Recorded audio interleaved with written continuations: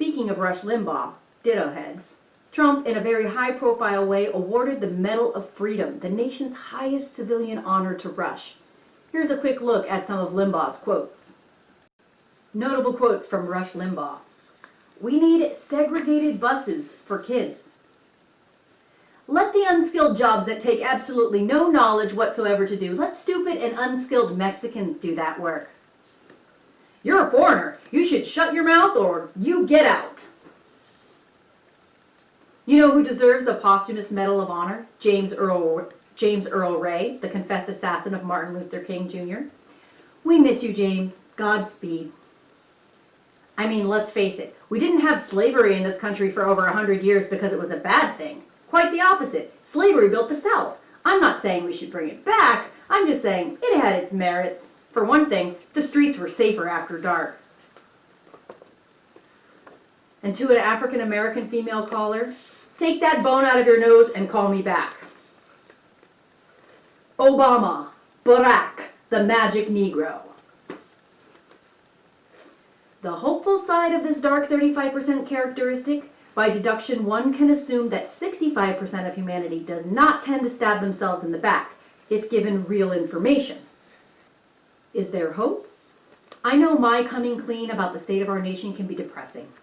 But at the top of the pyramid of problems that affect all others is a small set of intertwined problems.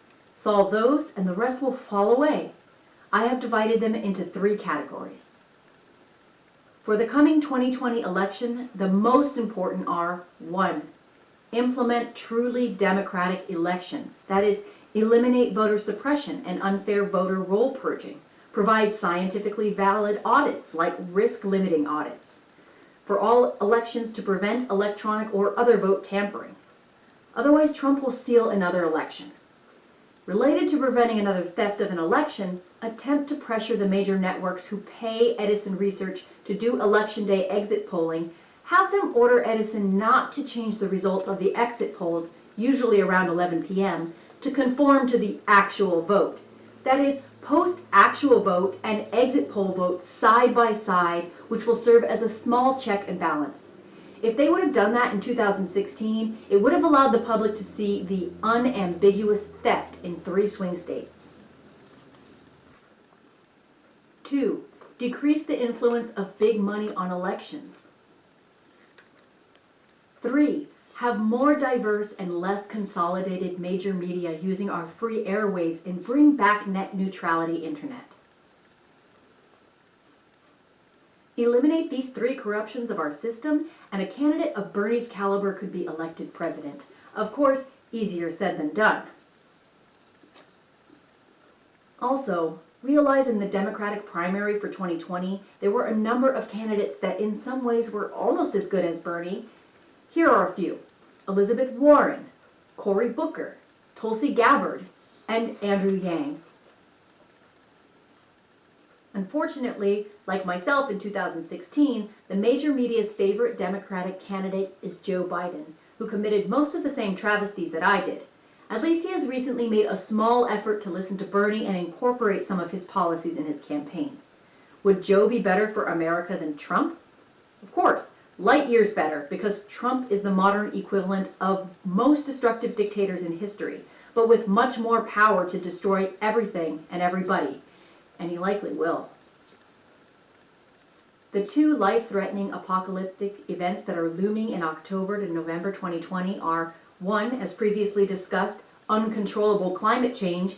Positive feedback loops will kick in due to the rapid release of methane via methane hydrate under the ice pack, which will start the same extinction event that killed 90% of life on Earth 250 million years ago.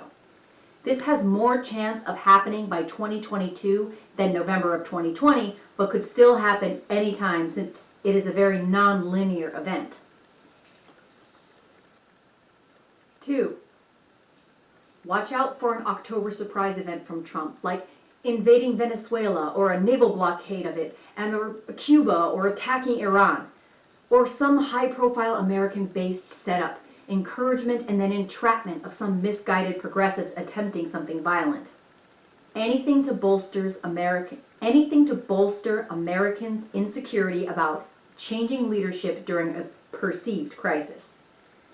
Trump may lose the election in November, and his largely violent, well-armed supporters will start a civil war and initiate it by murdering and or imprisoning people they perceive as progressive, normally not well-armed. In Oregon and other ground zero communities, progressives are starting to arm themselves to counter Trump's violent supporters.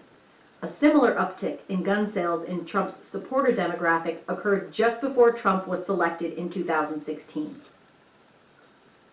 The third possibility in November 2020 is another soft coup, where the Trump machine cheats enough to be selected by the electoral system, and the major media compliantly does not look to the widespread Republican election fraud it took to achieve that result.